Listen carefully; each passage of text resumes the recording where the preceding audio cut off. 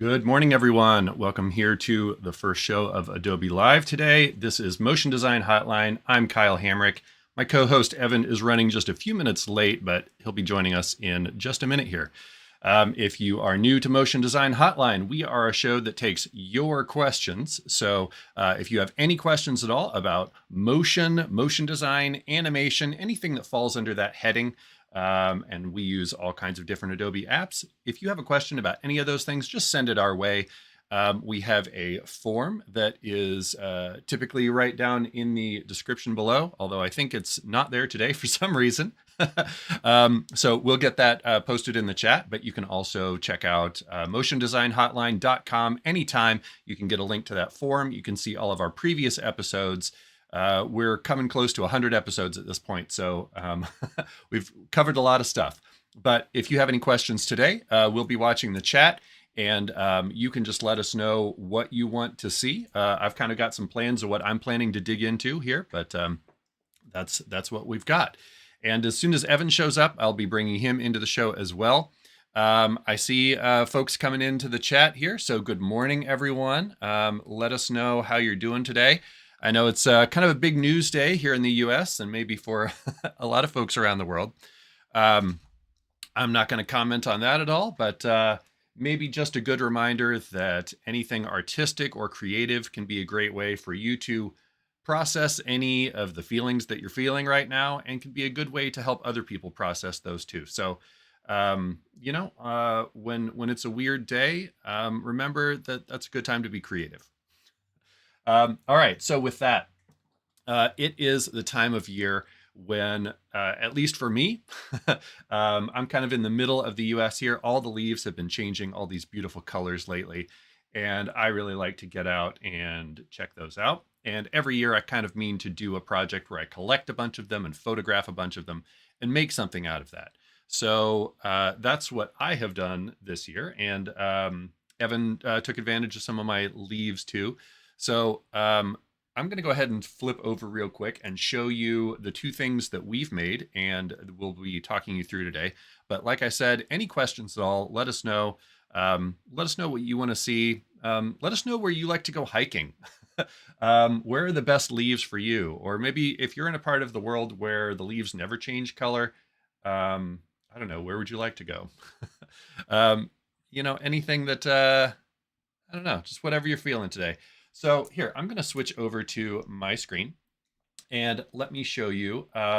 So as you can see from here, I've got some actual leaves that I photographed, and I made kind of this, I don't know, circular mandala kind of design here. And I made this loopable, so you can just gaze into this for as long as you want.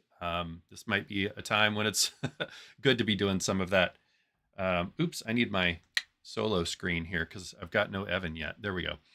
And then Evan created, he took a stab at doing a realistic falling leaves animation, which also he managed to make that loopable too, which I think is pretty impressive in itself. So we're going to be talking through both of these. I'm going to start out by kind of talking through a little bit of the process of photographing these leaves, because that was a big part of being successful here. So yeah, I see.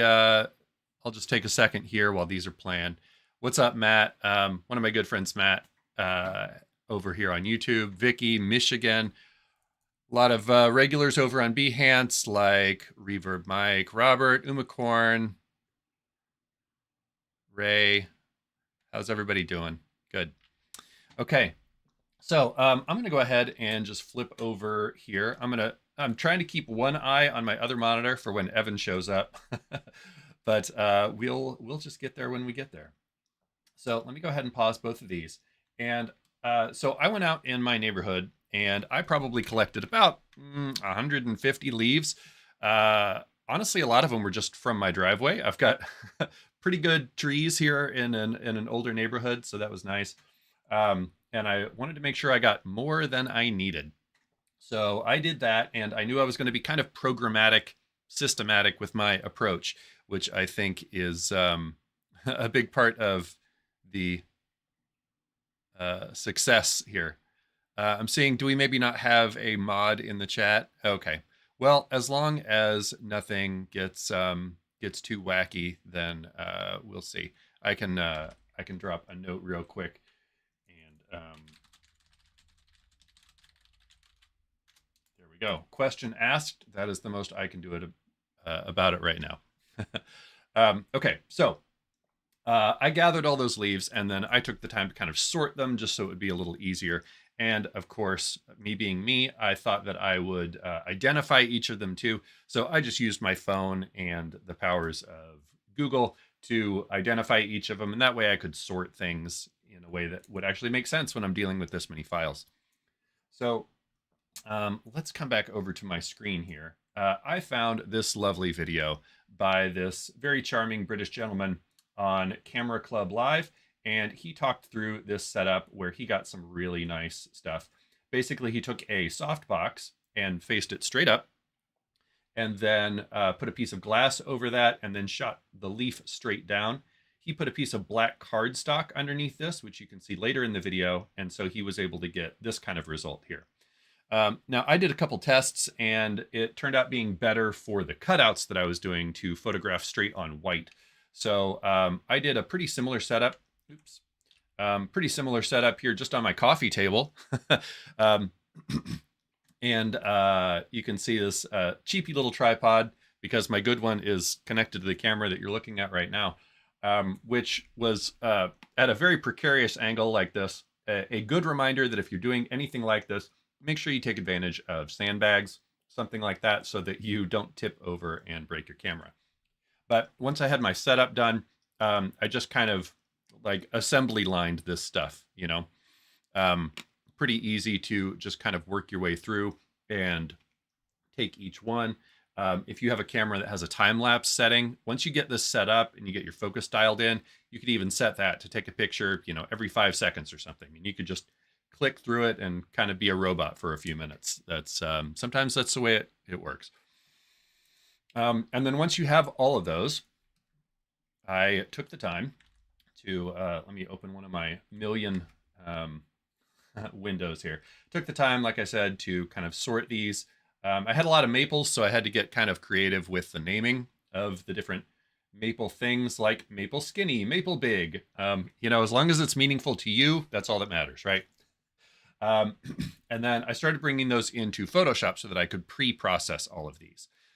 Now, I had kind of done some tests in advance, so I sort of knew what I needed. I'll just quickly pop over to Photoshop, to After Effects. And I knew that what I would need is the leaves actually cut out like this so that I could get the effect that I was after. This was just a stock photo that I used to kind of run some tests originally. So I decided that I thought the best way to actually do these cutouts was kind of more systematically in After Effects. So in Photoshop, I just wanted to have everything with a very clean white background. So you can see some of the results of this here on my Photoshop home screen, but let's go ahead and just go through this real quick. So I just have one of the 150 raw photos that I took. I'll just bring that directly into Photoshop here. You could certainly use Lightroom for this too. Now, I was typically doing this in batches, and so I kind of knew that for each chunk of leaves, I was going to be using the same settings. So that's another part of why I did this. Like I knew that all of the green Spanish oak leaves, I was probably going to use the same raw photo settings here. So that's a big part of why you want to kind of like do this in batches. Okay. So that way you could bring all of them in and then just select all of them. And that way you're making these settings universally. So as you come in here, I was really happy with the results that I got out of this. There were a few where the focus wasn't quite as sharp as I wanted, but for for what I was aiming for, this was great. Also, I'm seeing in the chat a question about the some new text capabilities in After Effects from Bobby World, and I think that's a great question, but probably not one for today. We do have some stuff planned in the near future to revisit some of the new text capabilities. So thanks for that question. Or if you want to write in a little more specifically what you might be looking for, that would be helpful too. Okay, so yes, I agree, Uma. Looking sharp. I was pretty happy with this. I wished I could have gotten just a little bit bigger on these and do some real just like cool abstract stuff. So maybe that's for next time. I'll get out a macro lens and go for it. But you can see I was able to get what I wanted here, and with clean enough edges, even for some of these bigger leaves where I had to pull out a little bit, and don't have 100% white over here, but pretty good. So I knew that I wanted these to have a nice universal white background so that I could cut these out systematically, right? So in most cases, I went ahead and just pushed the whites, and you can see that's affecting the leaf a bit, but I kind of wanted to go for ease of cutout more than this. So I knew I could kind of maybe bring the highlights back down a little bit to compensate. Futz with the exposure. It definitely varied a little bit by group because like the darker the leaves were, they photographed a little differently than a really light colored leaf, for example. So, you just want to get this kind of dialed in where you like. You see the shadows is doing a lot of work here, so I don't really want to mess with that too much. We'll say that these are the settings that I'm happy with. And again, I would have been doing this for a batch of, probably 10 to 20 photos at a time.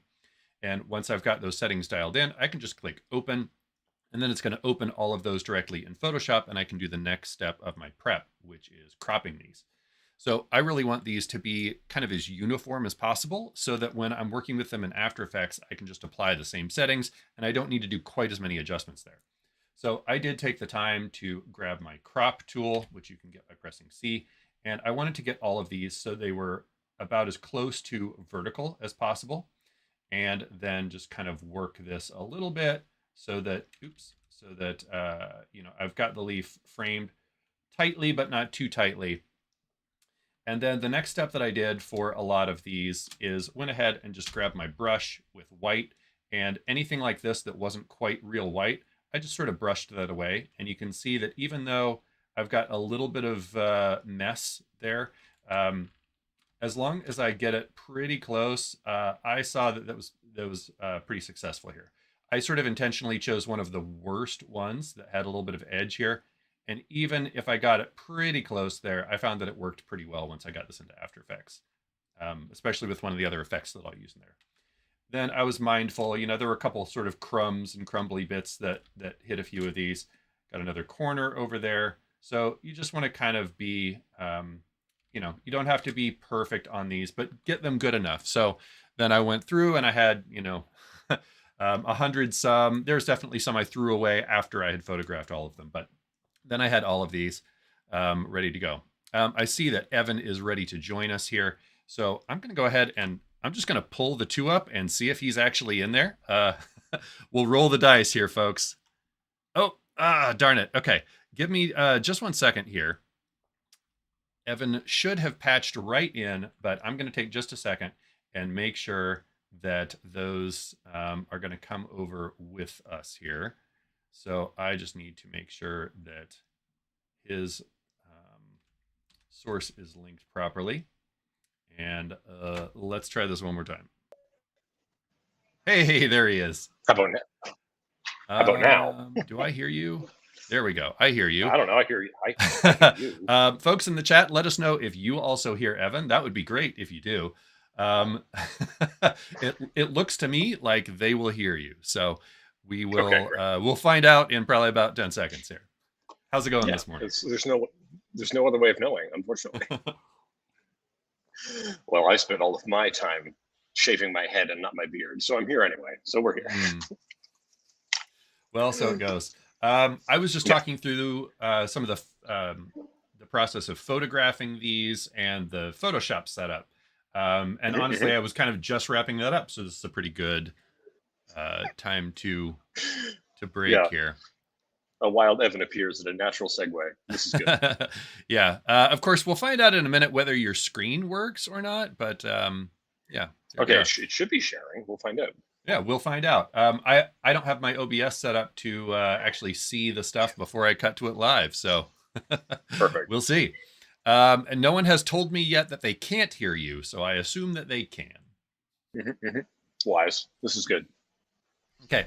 All right. Well, I'm just going to kind of keep plowing ahead here. So let's, I'm going to kind of show how I processed these in After Effects as kind of the intro to my thing. And then maybe I'll pitch it over for you to demo yours. And that way, at least we'll get some After Effects demo before we find out whether yours works or not. Yeah. It's a real interesting morning here in every way possible. All right, And so I'm going to try to backlight myself some more so that it's okay, even stranger. there you go. Well, you can work on that in the meantime. All right, so I am going to come over to boop, there we go, Kyle's screen.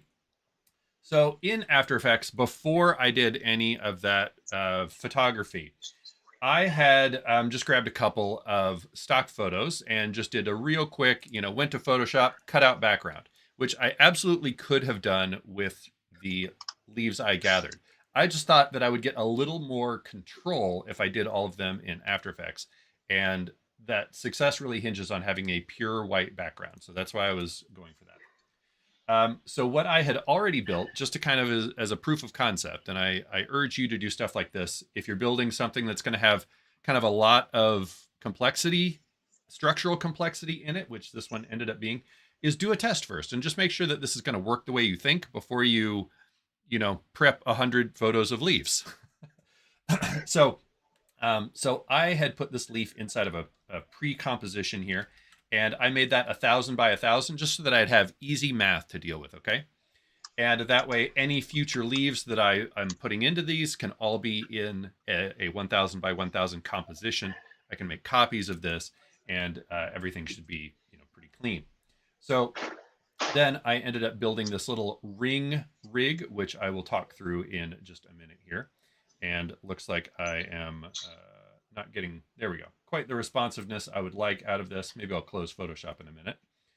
And yeah, I'll talk through the logic of how I built this ring rig, if it's going to cooperate with me. And but you can see I kind of had the basic concept here. And then once this got out to kind of the bigger thing, I'm just stacking up layers of this and offsetting them in time, which you can see right here.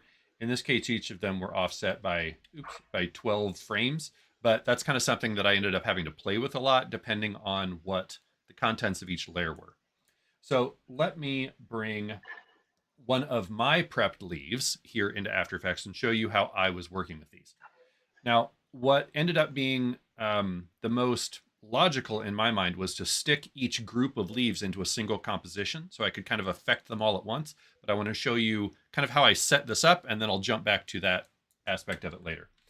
Now, there are a couple good ways to pull out pure black or pure white in After Effects. And I ended up using both of them depending on which leaves I was working with.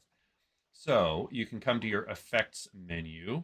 And you can always dive through this if you want, but just a reminder, if you don't want to remember where everything is, you can come over to your effects and presets menu and just search for things. That's totally fine too.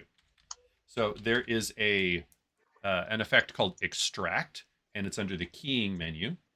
And so you can put that on a layer, and this is really good if you need to pull out something, just a very specific color range. Now you can see on this histogram here, this is showing white values and black values over here.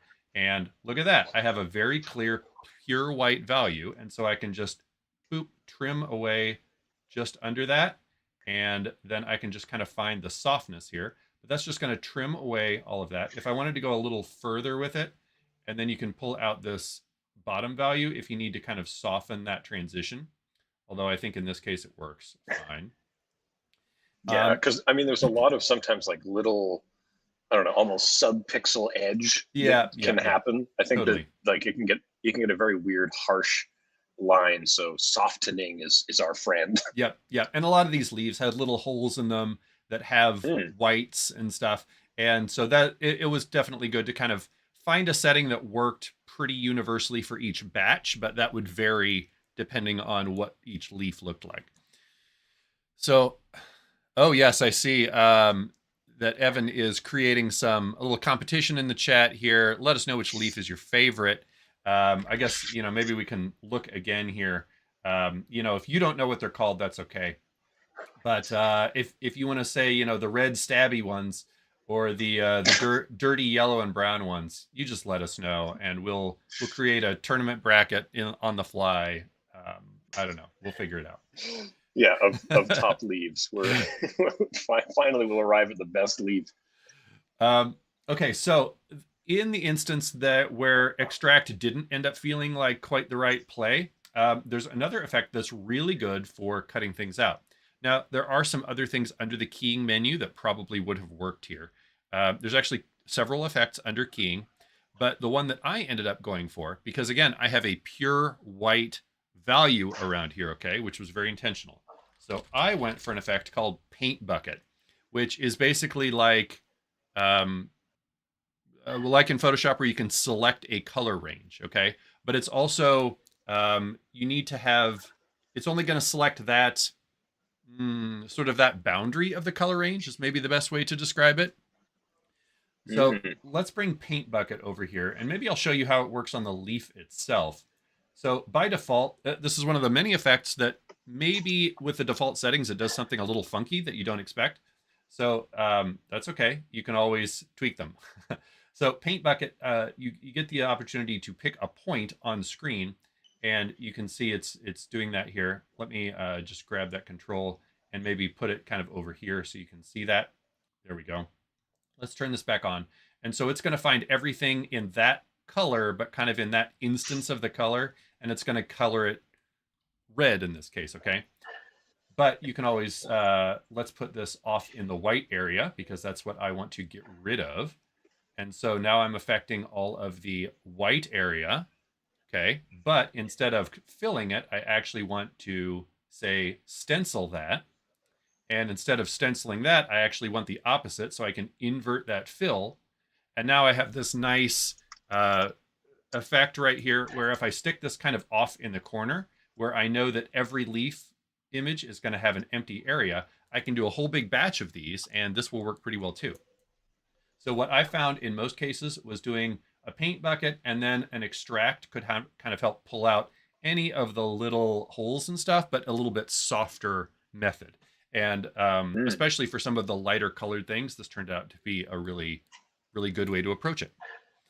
Yeah, I find Paint Bucket is really useful if, for example, you're trying to get rid of the background, but there are colors common to the background on the foreground. Yeah, exactly. Object, right? Like it's a little life hack to get around, and when keying goes bad, yeah, is what I'm saying. So, because following things with a mask is annoying. Anyway, just enjoy that. Yeah. I am seeing an important disclaimer in the chat. Despite many of these leaves technically being edible, don't just eat random things in the woods. There's a lot of bad things out there that you don't want to eat. I think we all know that's better true. than that. I mean, some things you can only eat once. That's the problem. You know, that's. Yeah, indeed. Well, Evan, should we? Do you want to roll the dice here? Inedible. Do you want to roll the dice here and see if your screen works for us? Yeah. Speaking of things that are unpalatable, let's have a look at Evan's screen. Yeah. Let me just kind of. So it looks like it's here. I'm going to be kind of ready to. Let me come back to the two shot for a minute here, and I'm going to be kind of ready to triage this if it doesn't work. So triage. I get that. That's a good joke. Yeah. All right. Triage. Yes, that was intentional. All right, folks. Well, here we go. I'm going to try Evan's screen and see what happens. If it's just black there, I'm just going to work it out.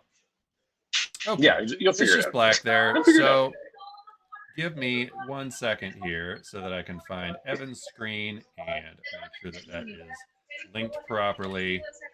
Got the same thing. Should be there. And we have a very noisy person in the background. Well, yeah, it's great. It says that your screen's here, but oh, weird. Okay. Yeah, but it's not. Well, that's okay. If you just want to heckle my screen, yeah, let's. Okay. That's true. Ooh, open up. You open up my project, and I'll tell you what to do. I mean, I can. Here, let me. Interesting. What do I? Yeah. All right. Well, let me come back to the two shot for a minute.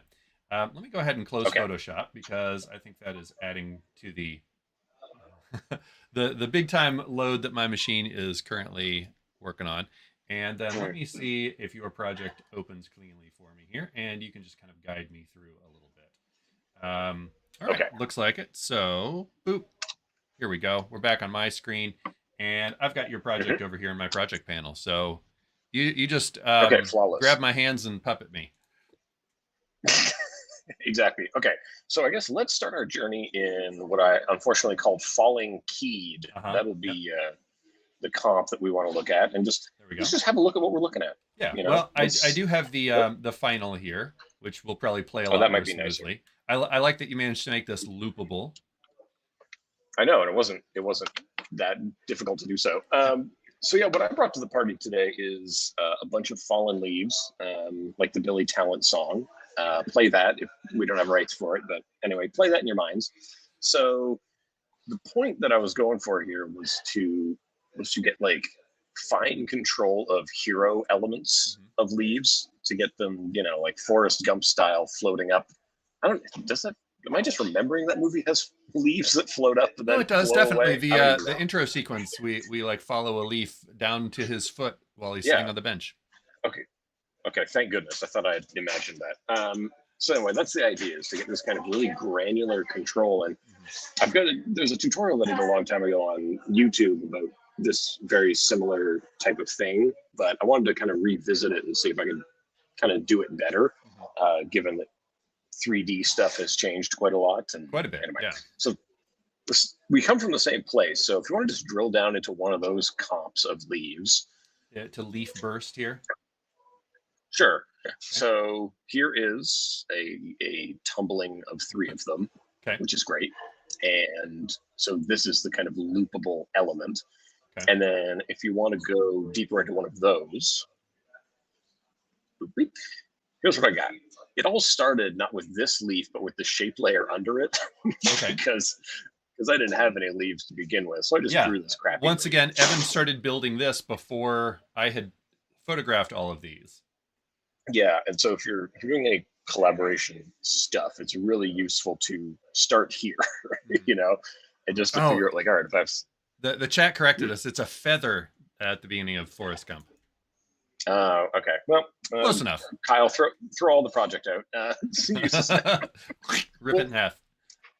Well, and so that's the other thing about this project, is that it could be a leaf, could be a feather, could be a dollar bill, could be anything, right? Yeah. Any kind of floaty, curving element.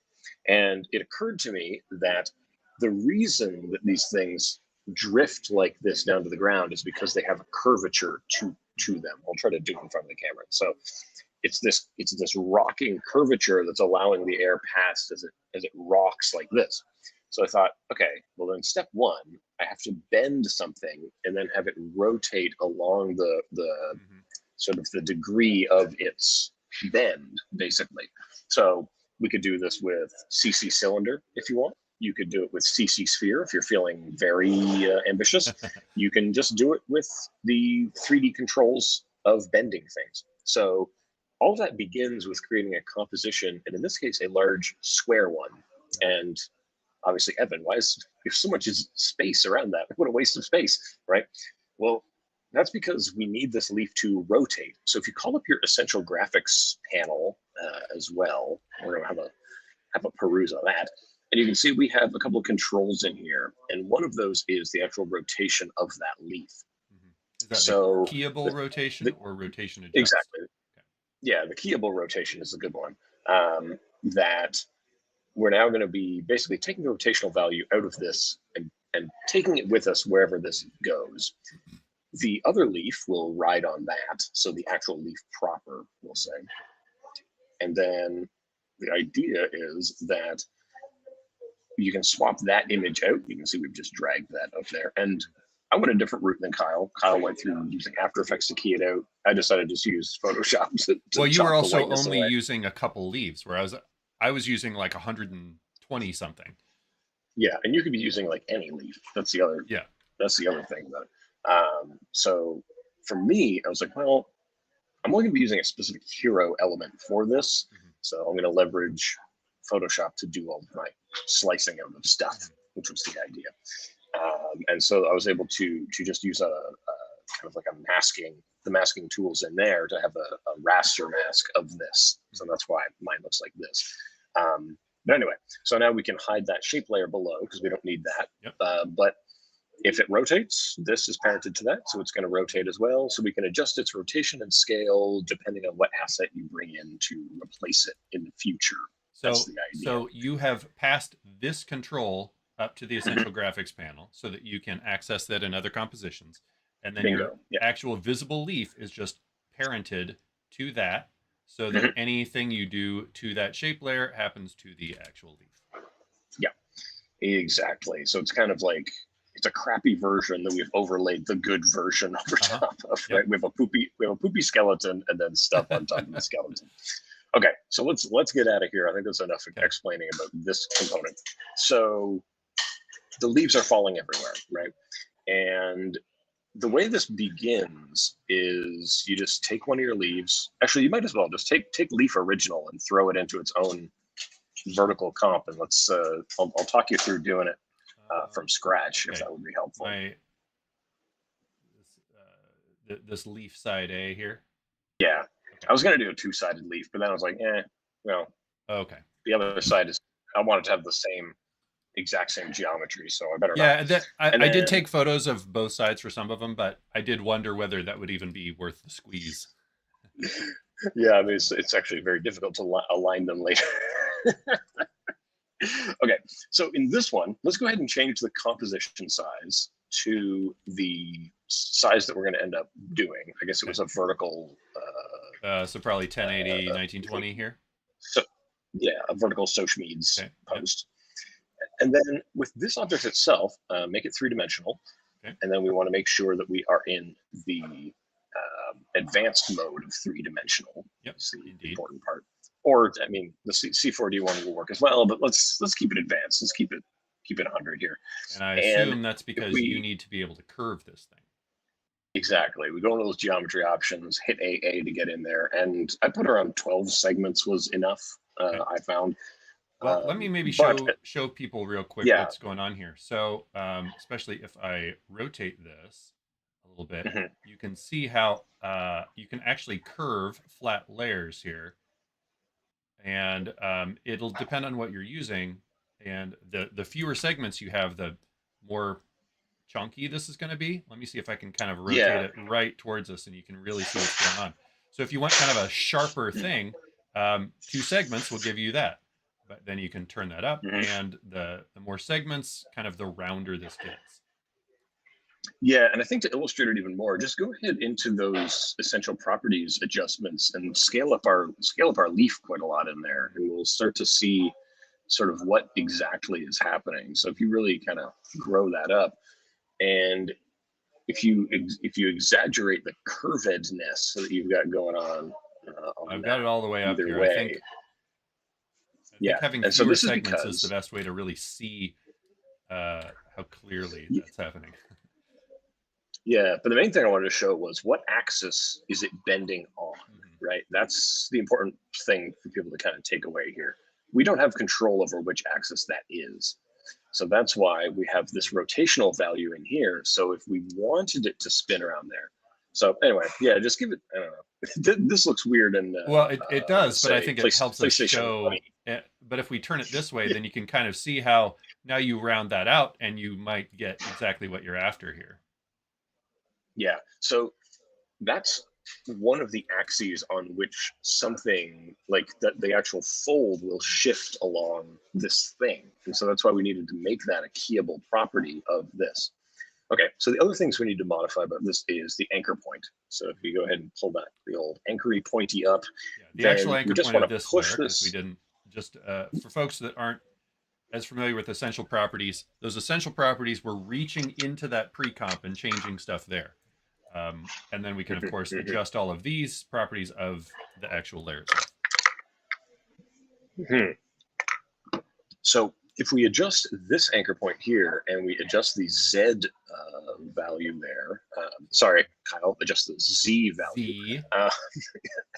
And I pushed it in the opposite direction, taking it away from the physical boundary of the thing, so that we are basically bringing the axis of this thing like a pendulum now. So now its anchor point is basically the fulcrum around which something would swing. And so if we now point this basically down, right, so that the leaf is like cradled down like a hammock, if we just rock this on any of its axes, we end up with this gentle drifting type of move. That's basically all we're doing. Yeah. So using a combination of those XYZ rotations, and then if you call open the position, we might as well talk about this as well while we're in this basic mode. I went ahead and separated the position of this thing. Just by right-clicking here, separate dimensions. Yep. And because the only thing I want it to do is fall at a certain rate, right? And so we'll just keyframe that particular dimensionality of it. And all of its side to side, forward, backward, towards us, away from us movement will all be caused by the rotation of this thing. That way it'll always seem like the wind is causing the resistance that makes it rock back and forth, giving it a very natural sort of vibe to it. And in fact, you could just put a wiggle on the orientation, and you'll see how that looks. Yeah. A nice kind of fairly slow wiggle, 45 degrees at most, cool. Right? So I'll just point out, folks, again, I know 3D gets a little scary. We do have individual control over each of the rotation axes, and then orientation will always have all three of them. And right. So there's times where you want to use orientation to kind of set the thing, but this is a good instance where you might use it to actually affect all of them at once. I don't know how fast. I'm just going to go with one here. So basic wiggle, this is how many times per second and then how much. So we'll see what that gives us here. Not bad. Little weird in a few spots, but you can see we're pretty close to something usable already. Right. And so now if you introduce more sort of constant motion on some of the other ones, then you're going to start to see like, oh, okay, it has momentum, like it's being caught like a sail, right? So essentially what we're doing is giving ourselves a little rig to give us useful control over sort of the ways that that thing is going to work. Yeah. So that's what we did. So if you go into the leaf burst mode, and we might as well just start dissecting some of this and how this is kind of working. I will point out we're at about 40 after here, so probably okay, close to when I need to get into my rig here, but give us a few more minutes. The only thing I really wanted to say with this is all three of these, and you can download these project files and enjoy them. MotionDesignHotline.com, real files from real people, take it or leave it. And this is each of these things are just slight variations of each other. So I worked at the motion I wanted, and then I parented it to a null, made the null 3D so that we can move them around. And then when I duplicated these three of them, I used that null to just move and rotate the situation so that each leaf is similar to each other, but a little bit offset, and then just tweak some of the values slightly so that they're all close enough to each other. Because if the same wind is hitting them, they should be behaving a little bit similarly. And then we duplicate this in the next comp where it ends up. So if we go one level higher, then I use this splitting thing to basically duplicate a layer, chop it somewhere, move one side to the beginning, one side to the end. That produces a loop. Yeah. And so that's why I now have these three loop-ed elements that seem to flow over each other. And it's not as complicated as it sometimes seems. Yeah, I'll just point that out real quick. I use this a lot too. So all he's doing is taking his layer here, and you can see each of these. If I solo this thing is the length of this composition, and so all you have to do is find a spot. I find it's handy to drop a marker on it, and then you can split it under the edit menu here. Split, and now you just have to stick this part at the beginning and the other part at the end, and now that's always going to loop itself because here it's off screen, right? So here's your loop. Yeah, a little Command Shift D, classic we would say off screen looping looping edit, especially for any falling things, any entering frame, exiting frame things. Perfect. And I see you're doing the same thing. You just offset it a few times, and there you go. Yeah. And so in this, if we wanted to change out those leaves, we could swap out each of the individual leaves for things if you so desired, and move on with our day. So there you go. You'll have fine control of your hero element. I would love it if people downloaded this thing, swap out what the leaf is, show us what you can make with it. We'd love to see it. But with that, I'd also love to see, Kyle, the rest of your project. Well, you certainly can. And, that's a great reminder, too. You can grab these project files. They'll be up about 10 or 15 minutes after the show.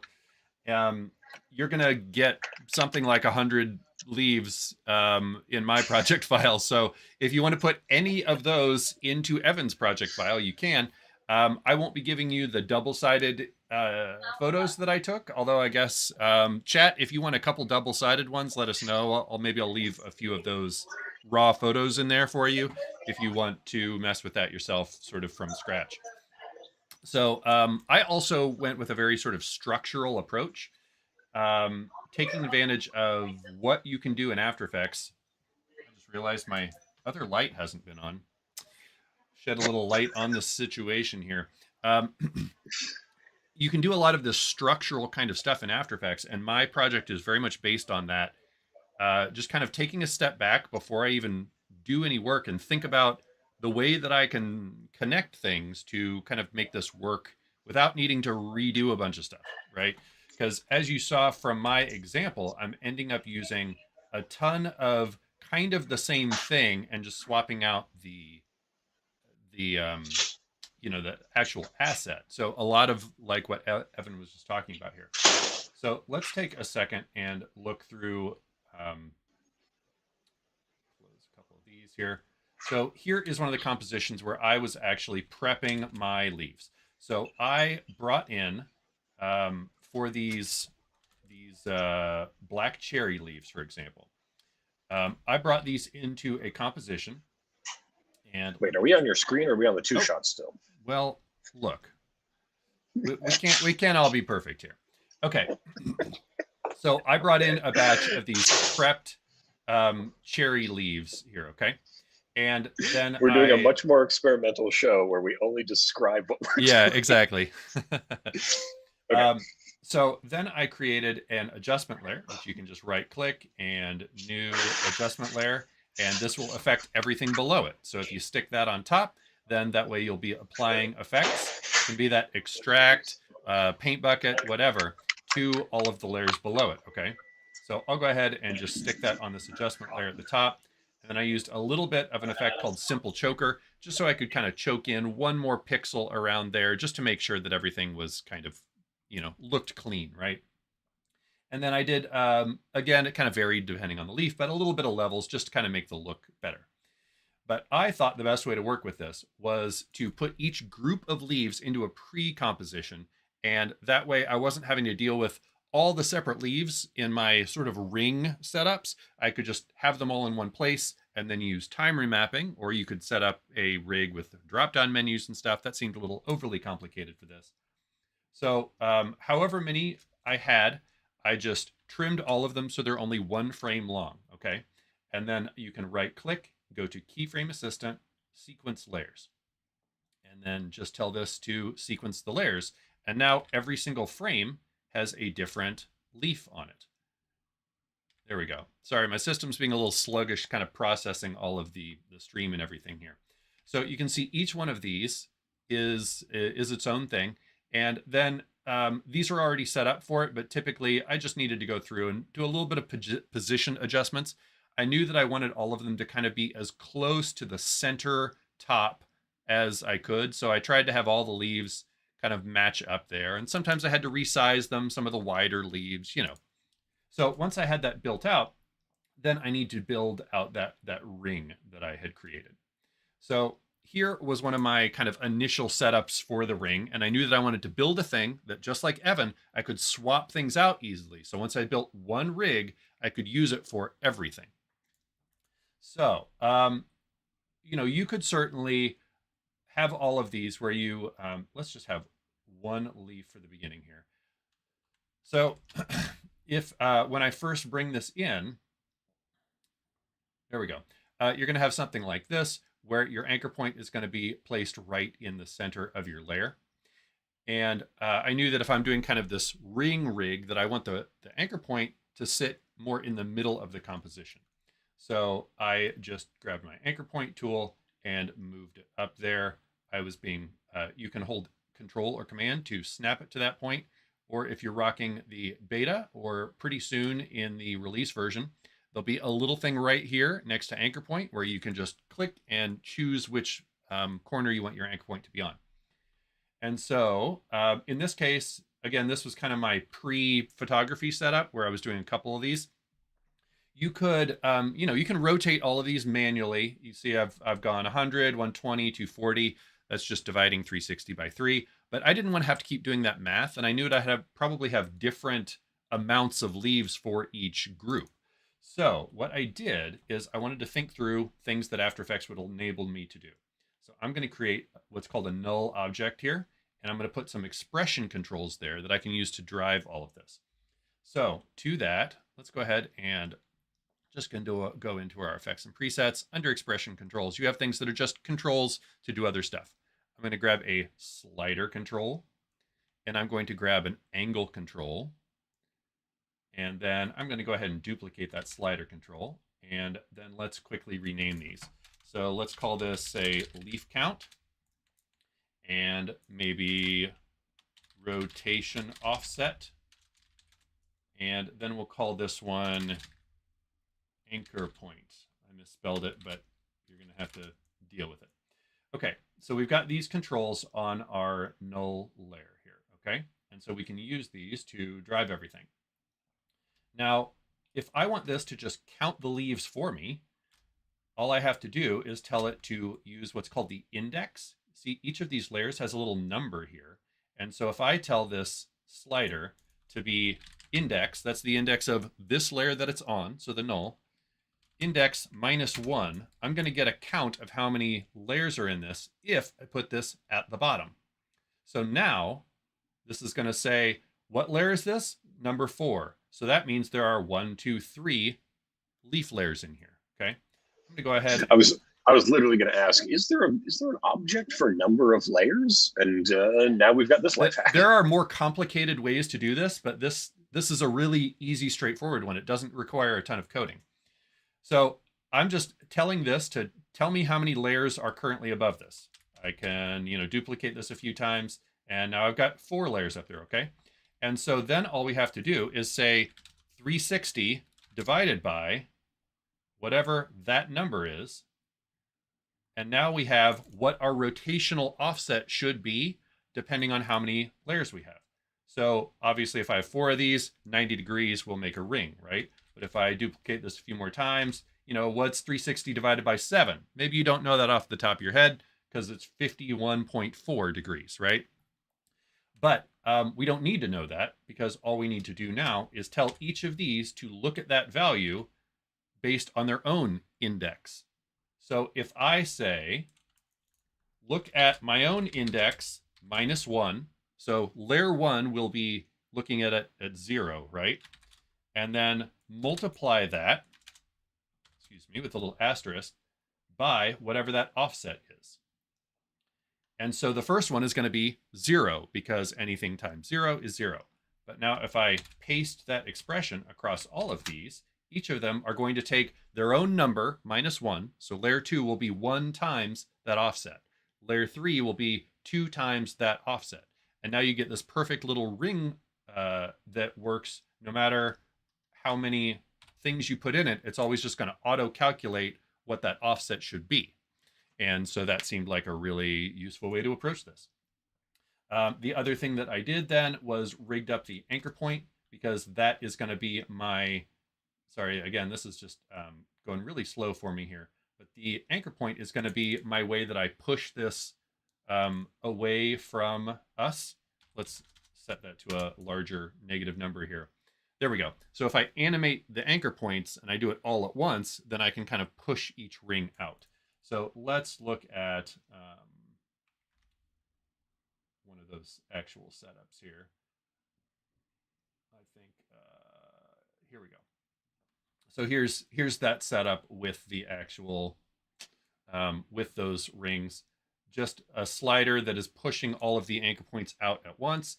And then I also added, I wanted each leaf to have its own like extra bit of rotation. So since our anchor point is already at the top, that's not really going to work.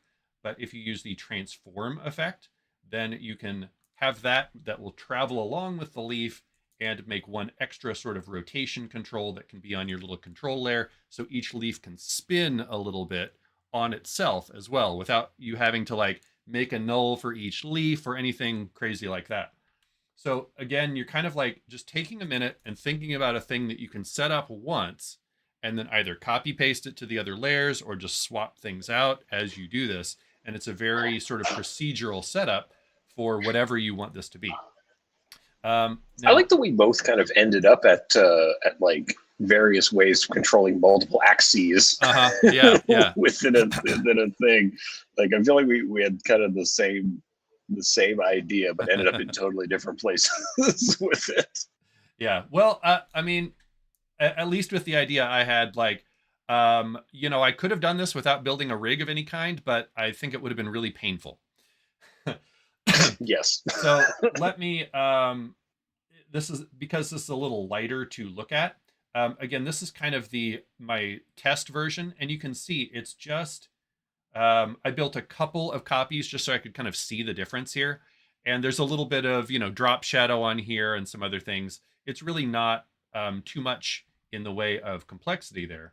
But from here, the whole thing is just figuring out how offset does each of these need to be in time here to get the look that you're after once these are actually in motion. And like I said, that's going to vary a little bit depending on what you're working with in your little radial arrays that you've built here. So I can open up the real composition. I just know that it's going to be heavier to process. So let me maybe just solo one or two of these. There's one other thing I want to point out here that was pretty important. Come here, you can do it. Oh, let's maybe turn this quality down. Asking a lot of my GPU this morning. I was going to say, because what are we looking at here? Each ring is like 12. It depends. 12 yeah, anywhere from 6 to 12 leaves. Right, and you've got it looks like conservatively 50 such rings. Yeah, a lot of them are just duplicated. I use kind of the same plan. I probably have like maybe 15 different ones, and so that's how I found my loop point, by kind of looking at a batch. And you can see I actually used this gray layer as kind of my breaker. And so each of these is kind of one full run of the thing. And so then if I kind of stair step that down, it makes it pretty easy to actually give us each sort of run through the thing. And I just need to kind of find the start and end points of that. I don't know if this is going to display for me right now. It seems to be doing a lot better with the, almost. Seems to be doing, there we go, a lot better with the stock photos. But one thing I want to point out is, let me just solo a couple of these. As we got back around, I wanted this to look like everything was overlapping.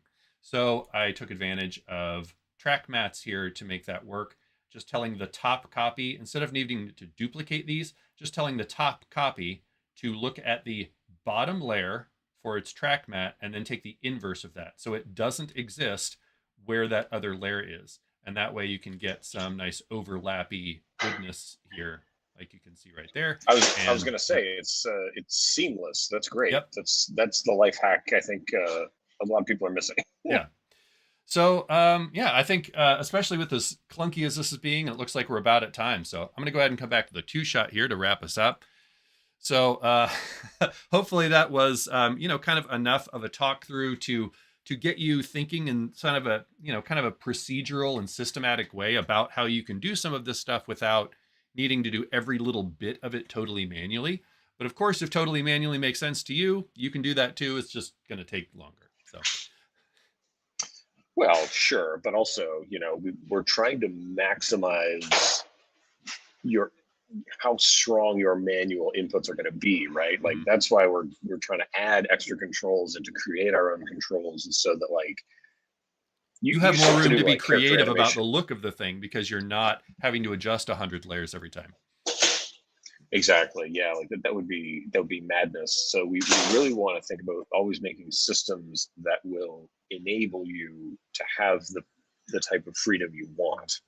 It's super critical to always analyze your projects in those directions. If we can say something meta about all of today's stuff, I guess, as a kind of closing note, which would be nice. I feel like I keep drifting away from the middle of frame here. What is wrong with me? Anyway. Yeah. Anyway, I think we're probably at time. So, folks, True. Thanks so much for watching today. Get out there, take a walk, enjoy whatever nature you have available to you. Get some fresh air. I think it'd probably be good for all of us right now. Remember, you can check out the project files and almost 100 old episodes at motiondesignhotline.com. Send us your questions so that we can make an episode with your questions.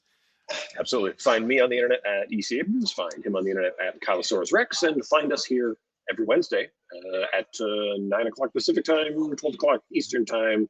I don't think the time zones have changed, or the time, I don't know. Whatever. It's all the same thing. We've got a rich full day here on Adobe Live, so keep it here, and we will see you next time. Stay creative, be kind to each other, and bye for now. Thanks, everybody. See you later.